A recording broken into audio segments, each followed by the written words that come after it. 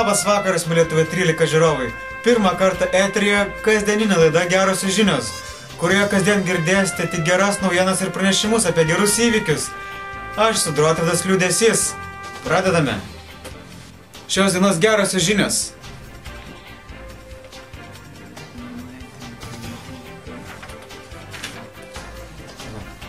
Šiandien Kaune įvyko šunų paroda. Neskaityk šitos dėl gerai.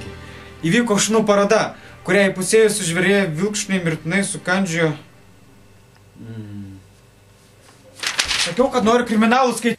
Orai!